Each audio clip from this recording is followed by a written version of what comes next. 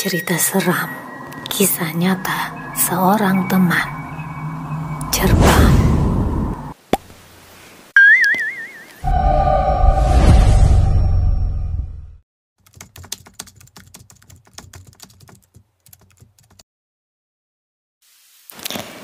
Ini kisah nyata seram yang dialami oleh seorang teman di sebuah kota di Jawa Tengah. Kisah seram ini berlatar belakang tahun 2018. Kisah ini diceritakan oleh seorang teman hidup saya, karena ini adalah destinasi rutin yang harus dikunjungi sehubungan dengan pekerjaan yang dilakukannya. Teman hidup saya ini bernama Eki. Ketika itu menuju Tegal dengan menggunakan kereta api. Waktu tempuhnya hanya 2 jam 15 menit. Karena ada pekerjaan yang harus dituntaskan, sehingga Eki harus berangkat ke Tegal menggunakan kereta api pada pukul 8 pagi.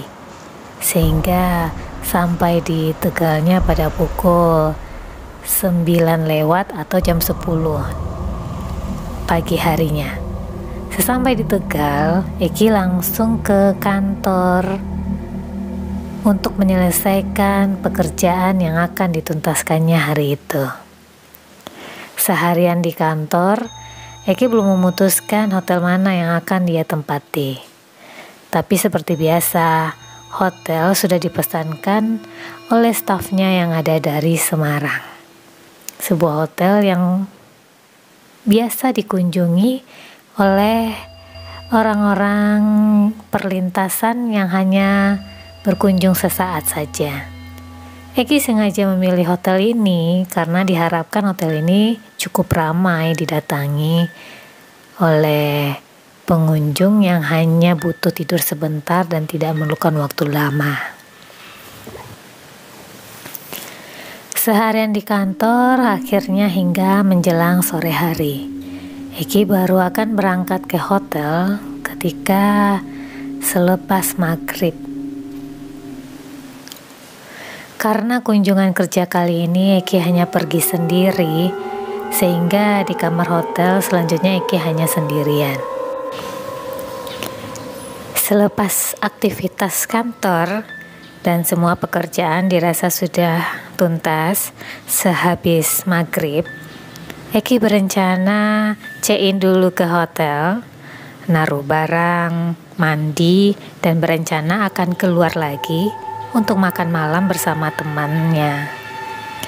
Kebetulan menuju hotel diantar oleh teman kantor Eki yang ada di Tegal. Sesampai di hotel, penampakan hotel biasa saja, karena ini tergolong hotel yang cukup besar di Tegal.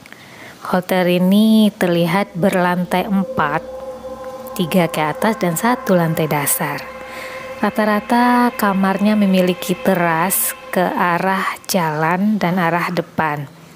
Begitupun dengan lobinya yang full dengan pencahayaan lampu.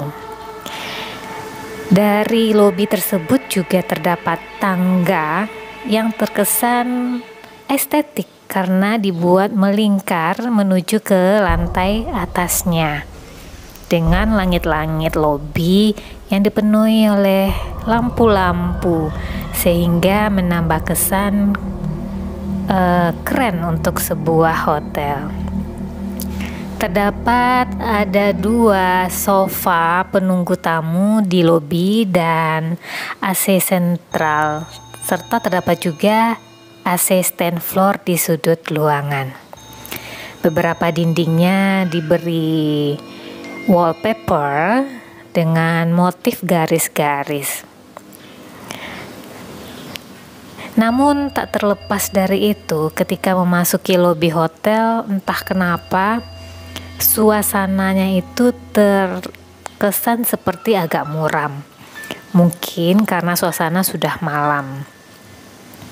Terdapat juga lampu gantung besar dan lampu hias. Sehabis check-in, Eki langsung ke kamar berencana untuk mandi dulu dan istirahat, sementara temannya mengantar menunggu di lobi. Sesampai di kamar hotel, Eki langsung menaruh barang dan langsung saja mandi dan menyelesaikan aktivitasnya karena berencana akan keluar lagi untuk makan malam. Memasuki kamar, kebetulan kamarnya terdapat 2 bed atau twin bed kamarnya dan 1 kamar mandi. Untuk luas hotelnya diperkirakan berukuran standar dan memiliki teras ke arah jendela. Selepas mandi, setelah berberes dan bersiap akan turun ke bawah, ternyata ada telepon yang mengharuskan Eki membuka kembali laptopnya dan mengerjakan beberapa laporan. Untuk itu, Eki meminta temannya yang di bawah yang di lobi untuk ke kamar saja menunggunya. Sementara pintu sudah Eki sengaja buka agar ketika temannya datang langsung masuk saja ke kamar. Saat sedang mengerjakan laporan di laptop, teman Eki muncul di depan pintu. Wajahnya agak sedikit aneh. Dia berkata sambil mengetok pintu, padahal pintu sedang terbuka. "Pak, maaf, Bapak sudah ada temannya." "Ya sudah, saya tunggu di bawah saja ya, Pak." Eki heran, temannya siapa? Dia kan sedari tadi sendiri masuk ke kamar hotel. Terus Eki berkata, "Teman siapa? Tidak ada, orang saya sendiri. Udah kamu masuk aja sini," kata Eki kepada temannya. Temannya kembali balik badan, berencana ingin memasuki ke kamar. Tapi kembali lagi dia tertegun di pintu kamar hotel sambil berkata, "Pak, maaf. Ini kan sudah ada temannya, Bapak. Saya tunggu di lobi aja ya. Saya nggak enak, Pak, mengganggu Bapak." Eki kembali melongo. Sambil menaruh laptopnya, ia berdiri menghampiri temannya ini. "Kamu ada apa? Kok aneh banget? Saya kan sendiri, dari kantor saya sendiri dan di kamar ini juga saya sendiri. Ada siapa?" Temannya itu dengan sopan menunjuk dengan jempolnya ke arah kasur yang kedua karena terdapat 2 ranjang di dalam kamar itu. "Maaf Pak, itu teman Bapak sedang duduk di kasur." Eki langsung merinding. Buru-buru ia menutup laptopnya, keluar dari kamar hotel dan turun ke bawah bersama temannya itu. Sepanjang perjalanan menuju lobi, Eki dan temannya itu hanya diam dan tidak berkata apa-apa. Lalu mereka langsung saja melanjutkan ke tempat makan. Rencana awal mereka untuk makan terlebih dahulu. Sesampai di tempat makan, akhirnya Eki mendesak lagi temannya itu untuk menceritakan siapa yang dia lihat. Eki bertanya seperti ini, "Mas, kamu lihat siapa sih di kamar saya tadi? Kok sampai sungkan banget masuk ke dalam kamar?" Temannya kembali menjawab, "Maaf Pak, tadi tuh saya pikir Bapak berdua. Soalnya ada perempuan yang duduk di kasur Bapak yang di sebelahnya. Perempuan itu duduk saja, terus rambutnya panjang dan dia hanya menunduk. Mukanya seperti pucat gitu atau kulitnya memang terlalu putih. Dia mengenakan baju putih kayak batik yang langsung itu loh Pak, kayak dress tapi nggak ada motifnya, putih saja dan menjuntai ke lantai." Eki kemudian merinding. "Kamu benaran? Kamu nggak mempermainkan saya kan?" "Maaf Pak, tidak mungkin saya berani mempermainkan Bapak. Serius, saya melihat wanita itu di dalam kamar Bapak." "Waduh, siapa? Saya nggak ada bawa orang kok, saya sendirian. siapa wanita itu? Makanya pintunya langsung saya buka aja waktu saya meminta kamu untuk naik ke atas agar kamu bisa langsung masuk. Dijawab lagi sama temannya, iya Pak, serius saya melihatnya. Ya udah, kalau gitu kamu hari ini menemani saya di kamar hotel ya. Baik Pak, tapi saya harus pulang dulu ya Pak, saya ambil pakaian untuk besok pagi.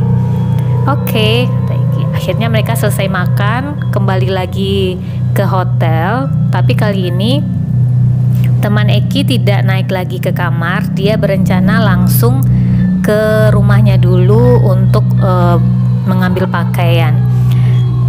Sementara Eki juga tidak ingin naik ke kamar hotelnya. Ia hanya berencana akan menunggu di lobi.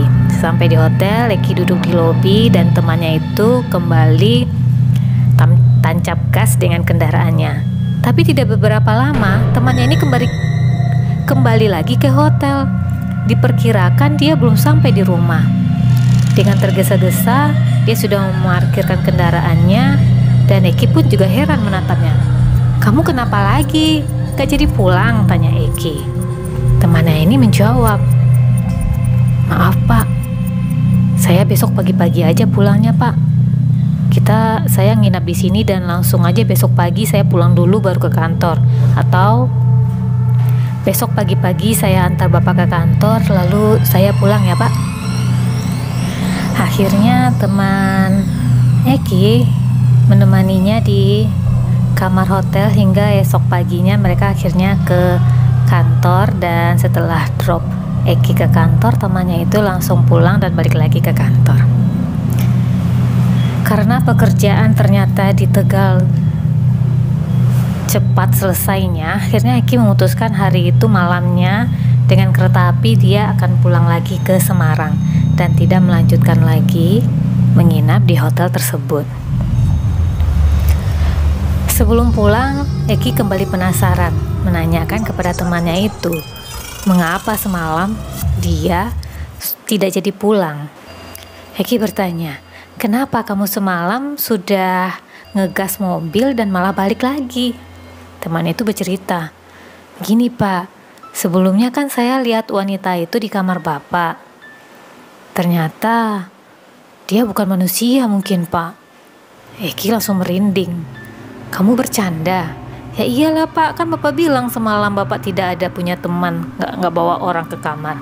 Ya juga sih, saya nggak bawa teman kok ke kamar hotel.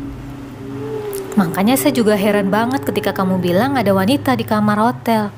Benar Pak, jadi wanita itu kan aneh banget ya Pak, pakai pakaian putih, rambutnya panjang, dan dia hanya menunduk.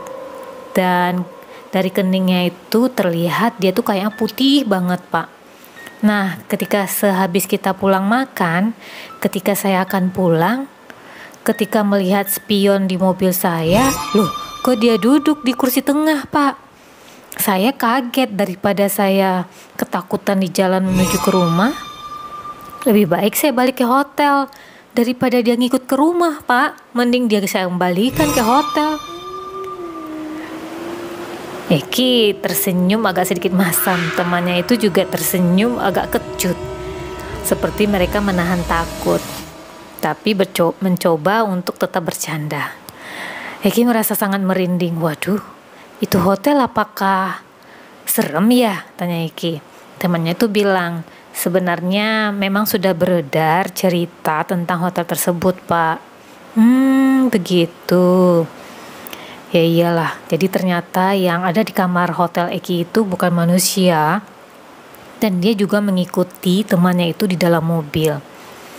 Terus Eki penasaran lagi, ketika kamu kembali ke hotel, dia kan ada di mobil kamu. Apakah waktu turun dia ngikut lagi? Nah itu dia Pak, ketika saya sudah parkir hotel, saya buru-buru aja ke hotel dan saya tidak melihat dia di kamar kita lagi. Ya sudah.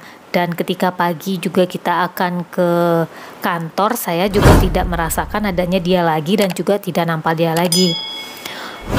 Eki akhirnya menarik nafas panjang. Syukurlah.